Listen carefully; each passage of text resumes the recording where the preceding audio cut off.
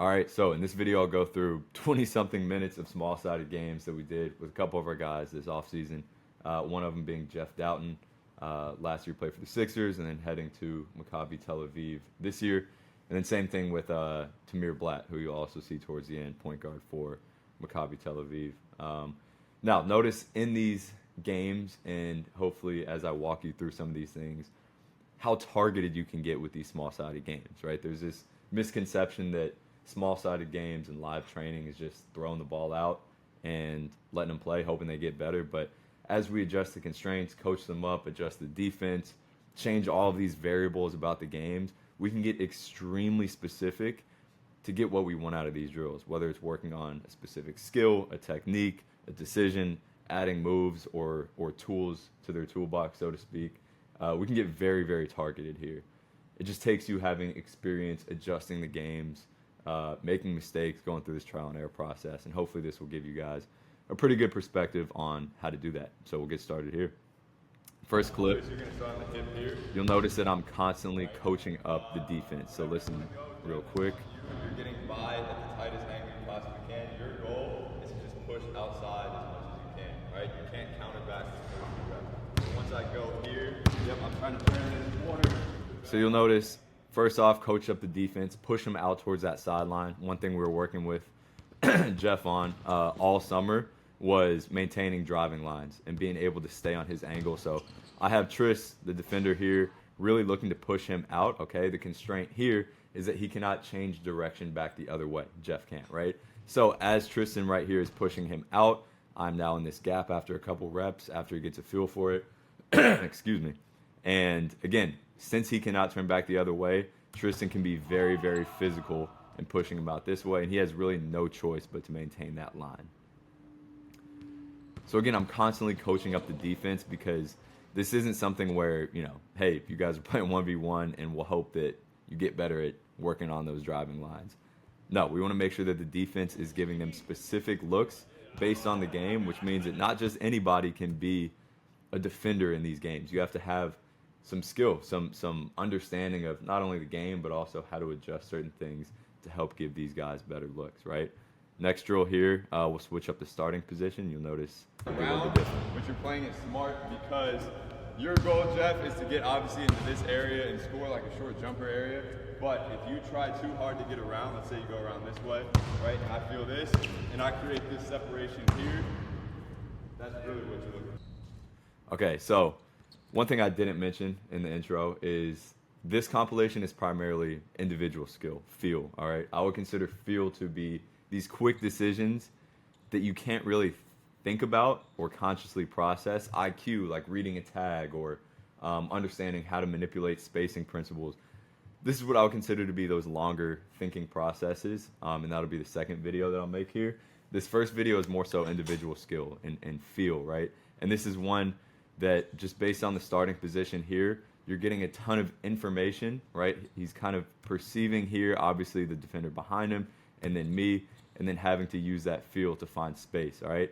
Now, obviously, this is a situation that you see all the time in the NBA with drop and a defender who is trailing behind looking to get around, okay? Now, one thing I quickly want to mention is that a lot of this was also constrained to the left hand if he got into the paint. So if he's in the paint, he can only use the left hand, and you'll see this quite often because that's something that he really wanted to work on, and he actually got a lot better at this summer.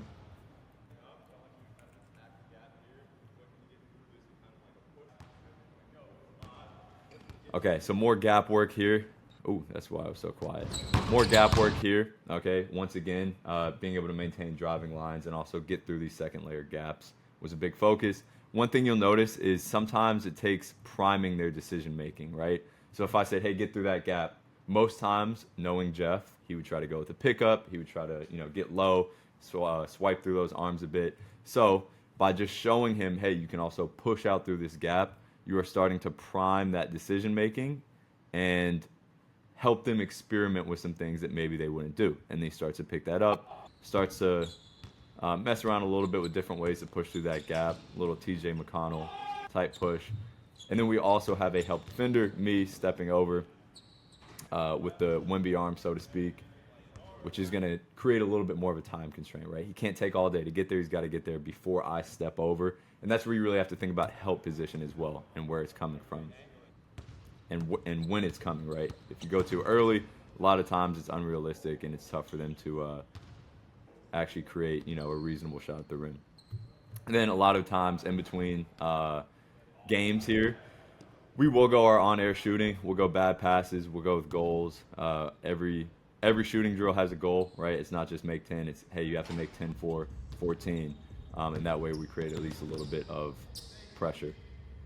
This one here, he's attacking with the head of steam. So once again, if we think about how we're starting, okay, we could start him closer, but we want to start to work on a little bit more like in-stride moves, being able to stay controlled at high speeds. I believe the constraint here was that he only has 4 dribbles to get downhill, or that he has to go in a straight line without stopping his momentum. So he can't pull back and stop off of this. He has to get all the way downhill, unless, of course, he shoots and he decelerates into that. Turn the volume up. Now, one dribble backwards here, you're following it. All right, so really try to like almost push here, follow, yep, and then you can play however you want. Okay, so again, when we're targeting individual skill here, a lot of this is just messing around with the starts, okay, giving them different looks, exposing them to different ways off the dribble that they can create an advantage. So here, we're going to have Tristan being super physical. He has to create space back up and then attack directly from there, okay? And again, this isn't just random. This is something where I've seen Jeff in games, and we've talked about this, struggle slightly with more physical defenders who are pressing up. So now it's about, okay, what's the solution to beating these? Hey, maybe you can create some space off of that retreat and then use your speed and craftiness and length to create an advantage off of that. Okay, and this is where coaching through the game comes in, right? All of these, I don't know if you guys noticed, he's going back and then boom, goes, right? There's not much unpredictability there versus, hey, here's a suggestion. Maybe you retreat, take a quick dribble, and then you play unpredictably off of there, okay? And that's just a quick, like, nugget of information that you give them, and then boom, they have different options to experiment with. All right, next one here is a short roll 2v2 with an added passer here. This is something that we wanted to work on, but obviously we still want to get an offensive rep, quality offensive rep, shot making rep, where he's moving off the ball. So how we set the drill up is obviously he can pass to the short roll and then play off of a relocation handoff, or he can pass here, play off kind of like a blind pig if the roller sees that as the option.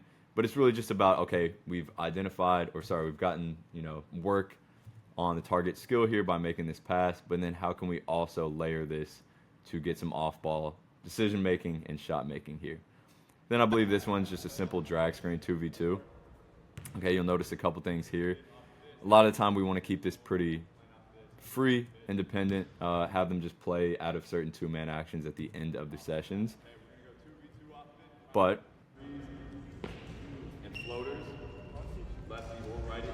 that's something you can do always, is identify the types of shots that you're looking to get into, create, again, a problem-solving process where now they're thinking it's not just, hey, what can I get into? Because at this level, again, they're killing that almost every time. So, okay, now you have to get to threes and floaters, which means you have to set yourself up in situations that allow you to solve that problem that way. And then we're also coaching up the defense here, giving them different options. Hey, you can fly out for kind of a blitz. You can drop sometimes, give them different looks to make sure that the defense is on the same page.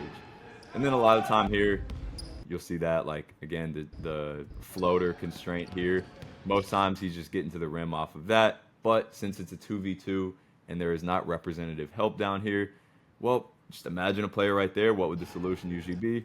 Kind of a floater from there, maybe a short jumper. Okay, so we're using these constraints to limit their options. Right there, he could have taken a layup, but he solves that problem, so to speak, looking for a three. That's something that we've been working on, again, with the short roll relocation and more. So use those constraints and then allow them to play out of certain snapshots of the game, like a quick two-man action. And you'd be surprised at how much of a problem-solving process it can become if you put in the right constraints.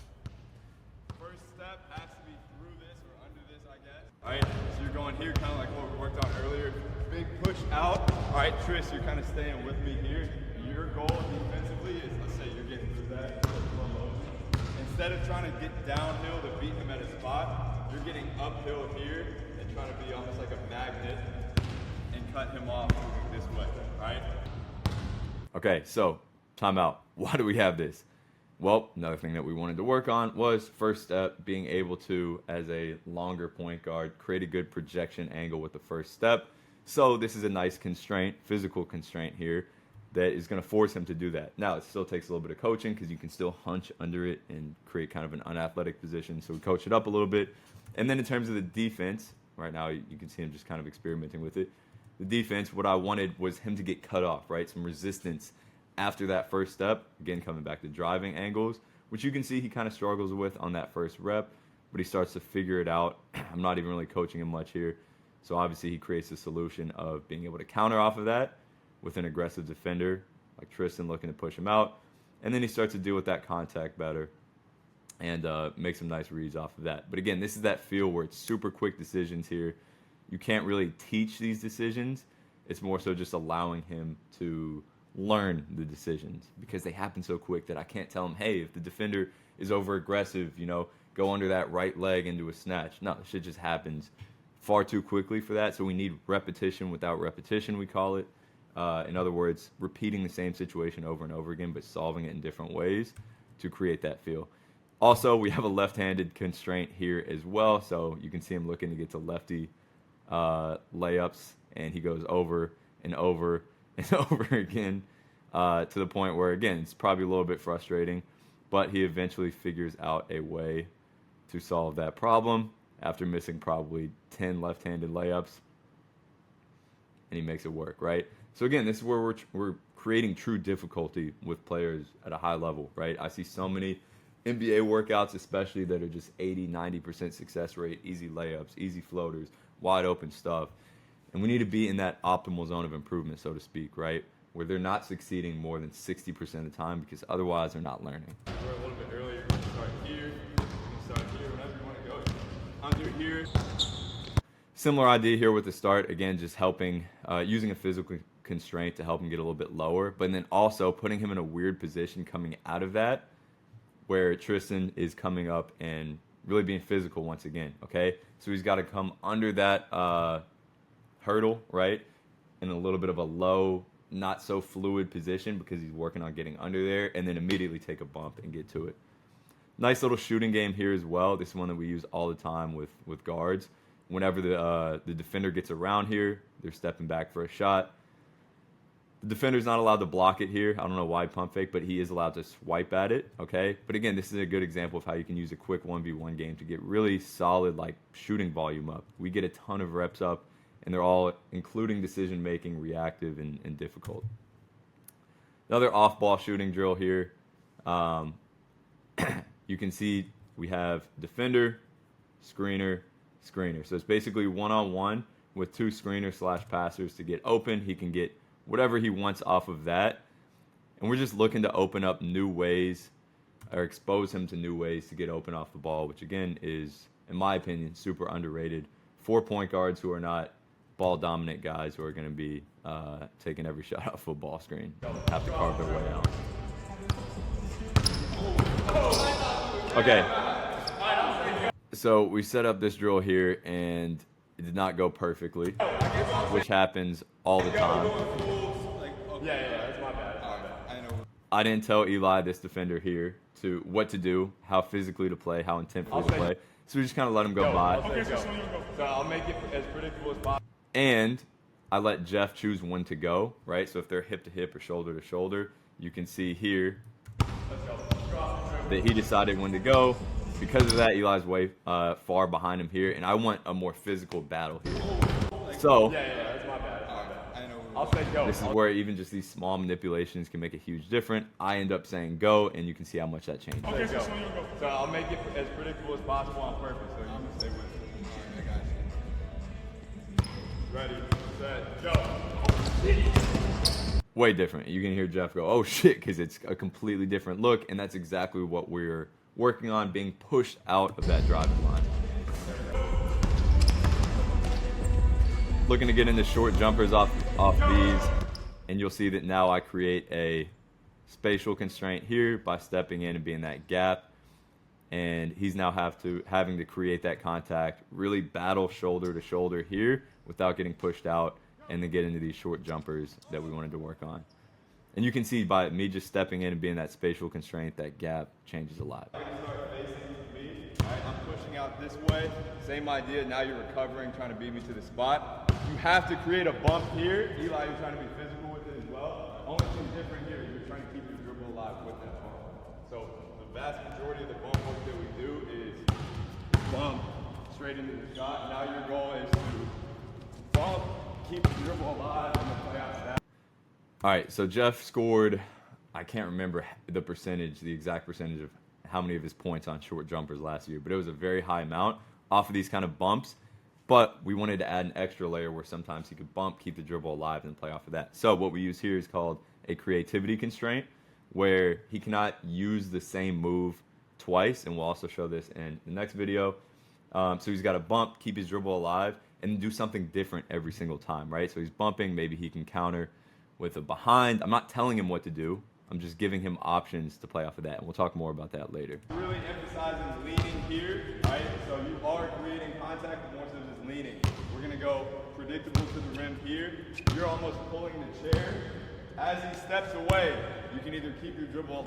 Okay, again, coming down to starts, right? This is a unique start where they're leaning into each other. Eli, the defender, is pulling the chair, which is gonna create an off-balance situation for Jeff, which is once again just a problem-solving concept here, right? He's off balance. It's a little bit weird. Now he either has to make the shot off of that or find his balance, get his eyes up off of this, and then operate to find space on the shot blocker. So in a drill that could otherwise be pretty normal, not a bad drill, right? If he's just attacking hip to hip with a help defender, now we're creating a different focus, which is being off balance, collecting yourself, and then still processing information and finding a good option. Here, you're starting it with some sort of like quick move, so speed up off of that. You'll slow it down and then go quick again. So it's quick, slow, quick. So I'm here, and go quick, slow, and then you speed up off. Great way to work on change of speed without just telling them exactly what to do is give them a cadence. So quick, slow, quick here. And he's got to just experiment with that. Try to find different solutions to get by a defender. At first, solid. Notice again the constraint on the shot. But I thought he could go a little bit slower, lull him to sleep a little bit more. So that's where a quick demo comes in. Yeah, he carries it at first. This isn't natural for him. So I'm fine with that, because that means we're pushing the limits a little bit. Still not great, but slows down even more. Really exaggerates that change of speed, and that one was great. Creates a nice advantage, gets downhill. Lefty floater. So again, it's not just saying, hey, do this move. It's saying, hey, here's the structure of move that I want you to do, or structure of moves. Create, experiment, and find different ways to catch them off guard with that. Really be pressuring up. Your main emphasis is to push me out, all right? So instead of like, if I get an advantage here, instead of beating me to the spot, you're being as physical as you can. Right here is what I want to work on. Once you get to this like point of resistance, being able to then get in front, create a full advantage, and then make it a one-on-one from there. So your goal is to kind of sell out. If you can push him back, that's a win for you. Okay, so we worked on creating the advantage with the change of speed. Now, again, it's coming down to maintaining or building on that advantage, primarily through being able to open up at the shoulders and slip by defenders. Okay, now watch this process. First rep wasn't great defensively, but it's good. Still not exactly what I want. Right, he's kind of struggling to like stay with him for the first couple steps and then give resistance. So what I do is I switch up the defender here. Eli is a longer, I would say less mobile, less feisty defender, versus Martin right here is a super quick, feisty defender. And I know that that's what's going to give him the look that we want. Plus, he's probably better off down at the rim. So Martin gives him a nice... This is a joke. Martin gives him a nice push there. And eventually it starts to clean up here. First couple reps are ugly, but he gives him a really good push. That's exactly what we want. You can see Jeff kind of struggle with it, bump off his line, which is not ideal, so we coach it up. Or I think even I'm finding clips right here. I'm not even coaching up too much. I'm just letting him figure it out. Now, after about 4 or 5 reps, if they don't figure it out, And that's a very important key. Don't just jump into it after the first 2 reps and be like, no, you're not doing it right, or you're not good enough yet. Like, let me help you. No, it's like when you're lifting at the gym. Imagine if somebody comes, you're trying to go for your 5-rep max, and somebody comes in on the 2nd rep and lifts the bar up. And they're like, no, I got you. No, we want to let him figure it out. Now, it took a little while, so I showed him some video here of himself getting bumped off, and then I wish I had the video, but some other guys who are really able to sneak around and slip around defenders well. I think it was Shea clips here. You can see, especially with somebody like Jeff, when he sees videos, certain things click, right? And that's how a lot of players are at this level, where all they need to do is see something, they're like, okay, that makes sense. Quickly adjust the drill. When I say go, it's almost a race by.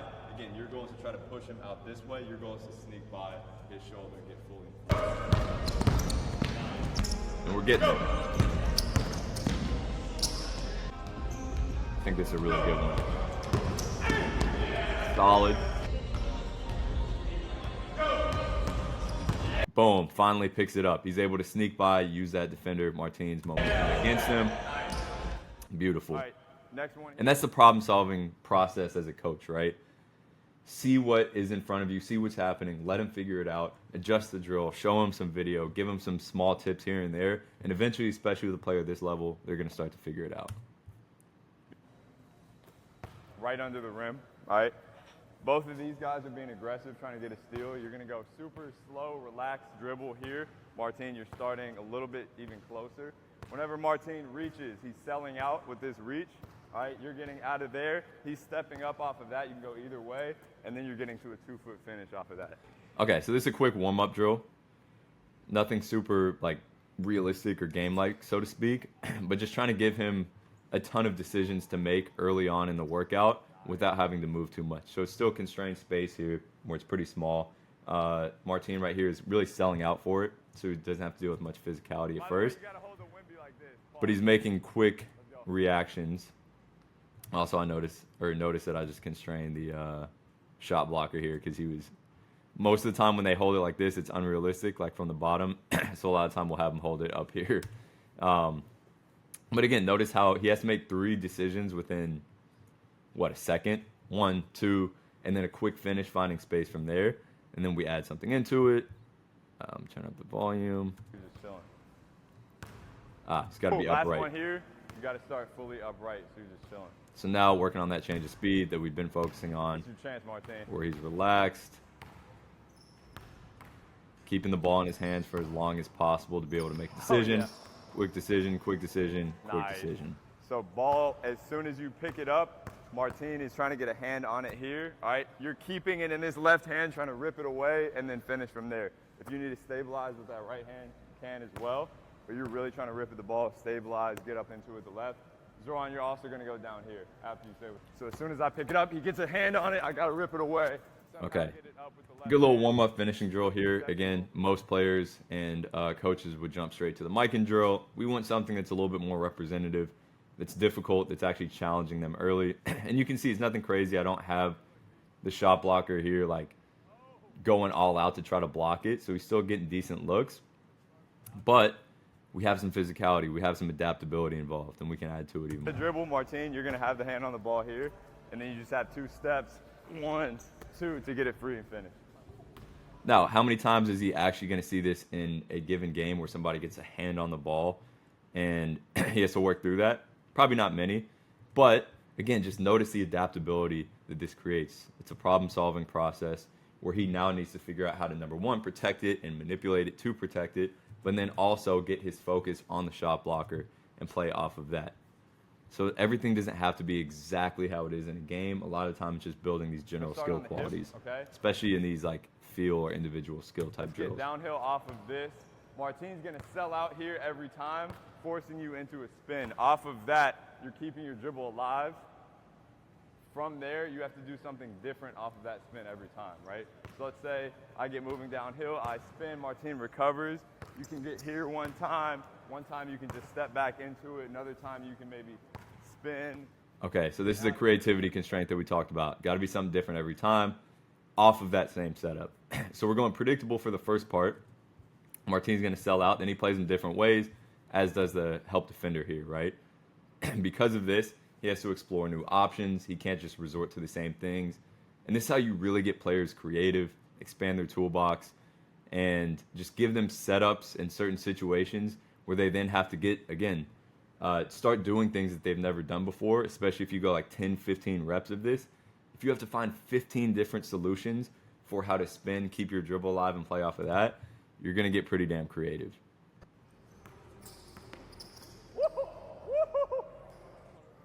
Don't listen, bro. Don't listen.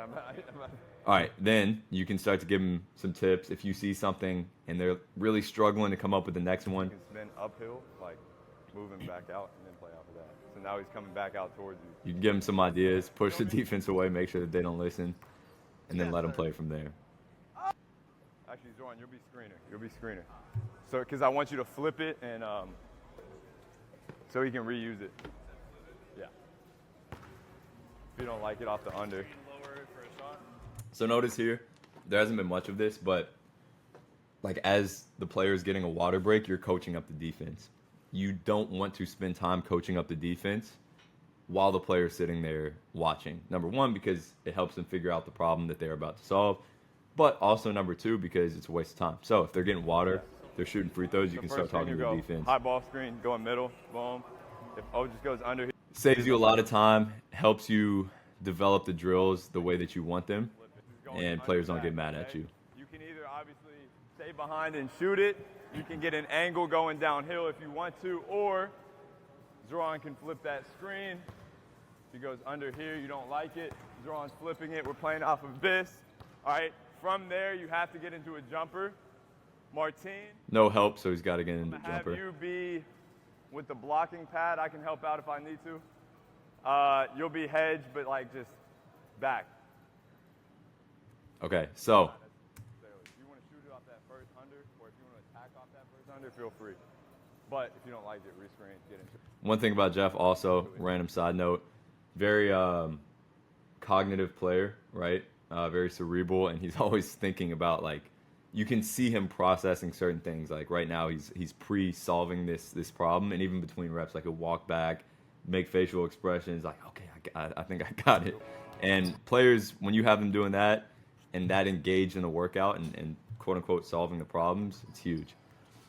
So this is another like snapshot game, so to speak, where again it's just a quick like 2v2-ish situation here, and we're just finding different areas of the game to like flash the light on. Like imagine you see one big offensive possession, you flash the light right here. You usually don't have 10 players to be on the court, so as a result you have to use constraints and properly placed defenders here to really make it difficult. This one's more of just a contested shooting drill, or like a constraint that we use to get guys going more at game speed, so to speak, where the defender here, Otis, is not even looking to block this or contest it, just tag him. All right? Actually, this is Zoran. If Zoran tags him before he gets the shot off, there's no bucket, right? So he has to not only get down there quick as he can, but also probably fade a little bit to keep his separation going while you also have a contest here. You guys can alternate defense here. I want to work on like a slow step off two going towards the middle, all right? So let's say you're going to start with like a halfway advantage here. So on the hip, you're getting downhill, you have two options. You can either get all the way to the other side with like an extension, go right, left from here, or you're going to play it differently sometimes more aggressive than others. If you feel like he's starting to get some momentum on you, then you can slow down here. I want you to keep, so it's not a full stop, keeping some momentum and then going slow off of that. So it'd be more like. So this is a good example of teaching like a move, right? Or like a certain finish with a small-sided game, a 1v1, right? This is something we saw Luka do a lot. It's kind of like this 2-foot slow step where he's not just like 1, 2, and then stopping on the last one, but like slowing down with a 2-foot jump. And something that we wanted to work on, or I wanted to work on, honestly, I think it'd be good to add to his toolbox, especially as we're building out his 2-foot bag, so to speak. Now, he has two options here. Either the defender flies by, either the defender stays behind and he has enough an advantage to get to the other side, or what we have them doing is sometimes they sell out, which gives him the opportunity to then slow down. Now, he's a slow step 1 foot spammer, so you can see they went to 1 foot there. But takes a couple more demonstrations, even though I missed wide open layups, for him to see, okay, this is how it could look. A little bit ugly at first, but that's expected, especially when defenders are trying to give him a certain look. And then he starts to pick it up, right? Defender sells out a little bit, slows down, stays on that side of the rim. If you go out this way, Once again, maybe it's more reason for him to slow step and go the other way. continuously coaching up the defense to make sure that we're getting the right looks that allow up these opportunities, or that open up these opportunities for him. Then we're doing it with a different look, a help defender. Have to get to a layup with the left hand this time. So you're here, you guys are moving wherever you want to. Whenever you see space, try to get outside, inside, whatever to that left hand. We need 5. Another example of a drill that may not be game realistic, so to speak. You got 2 guys, both with the pads here, and you have to get to a left-hand layup. But we're just working on the general qualities of being able to, again, perceive multiple players, multiple defenders here, and then based on that information, find space and get to the left hand, which is something that, again, we've been working on. First one we'll go 2 makes with each footwork. First one's pretty regular, just kind of a 1-2. You can go here. All you're trying to do is tag him. If you can get it tagged. Okay, so this is with Tamir now. So different style of player for sure, but something we wanted to work on was his footwork, shooting off of ball screens, especially going to his right. Okay, now, again, you don't have to rep this out on air. You can also create a game out of this to create a more engaging environment and higher speeds, higher pressure, all that. So we're going to go through different footworks here. One is just a 1-2. Again, same tag idea that we focused on with Jeff a couple drills ago. Next one, we switch it up. I adjust the angle a little bit accordingly.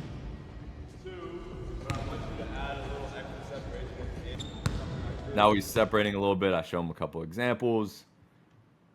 We talk a little bit about, can't really hear me here, wasn't mic'd up, but we talk a little bit about like what to think about, the sensations we want him to feel in terms of like getting that, I call it like a kickstand stop with that right foot in this situation, like really punching the ground to allow him to jump more straight up and down. And then let him play, get there fast. Again, because there's a tag coming in, he has to get there quicker than probably he would in an on-air drill. We got a second man down for the day. Moving on here, again, another little finishing warm-up drill.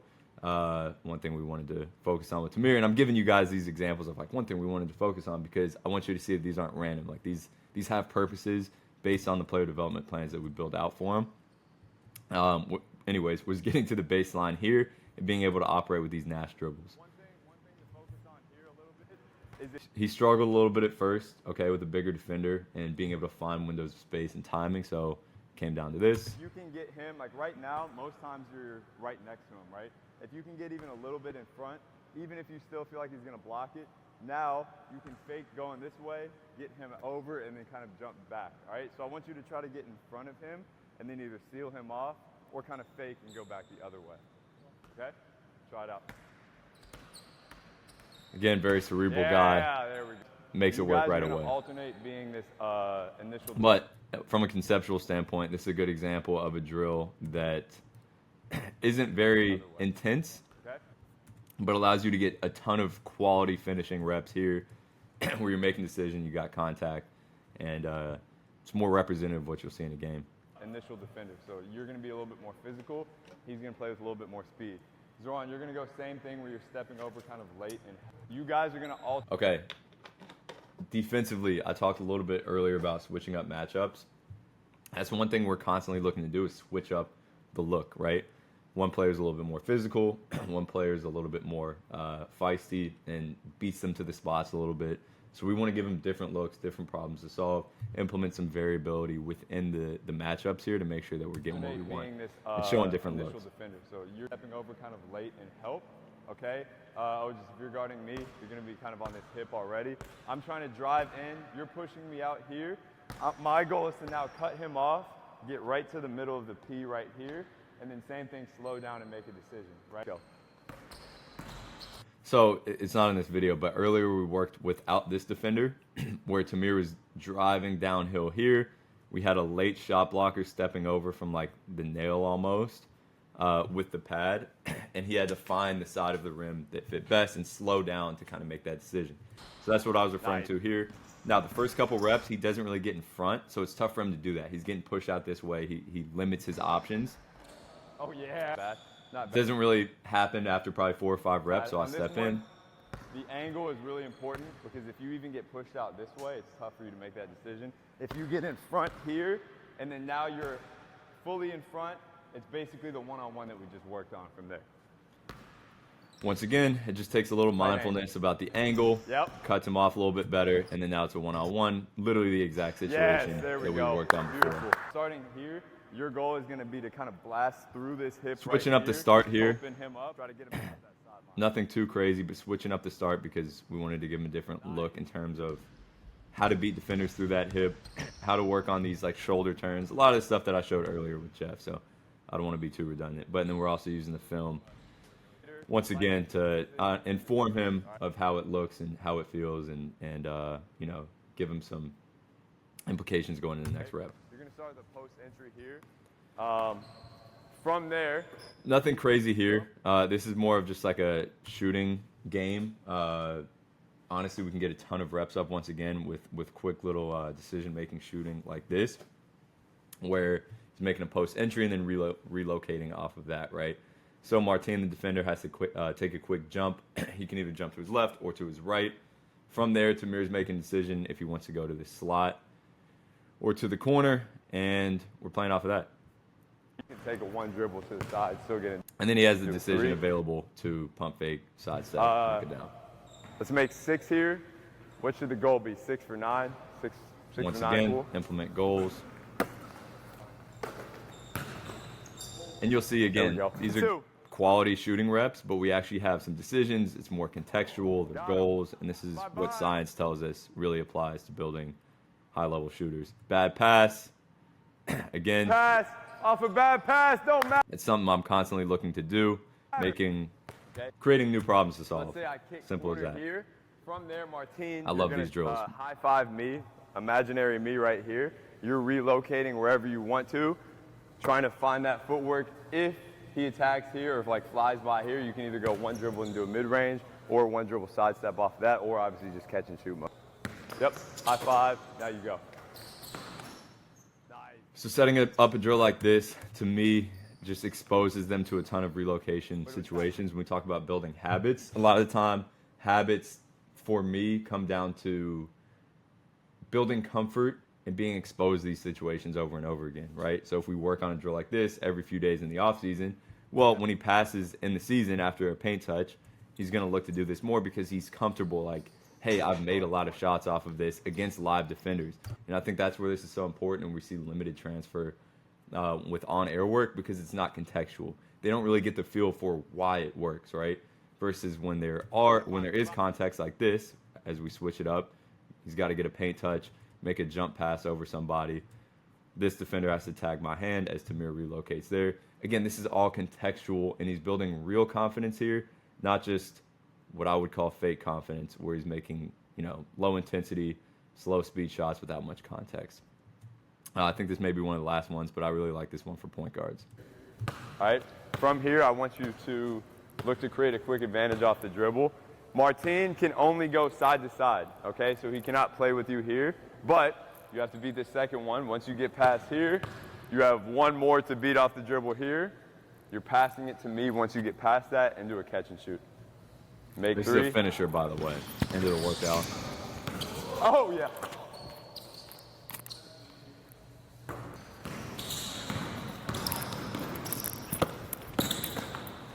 One.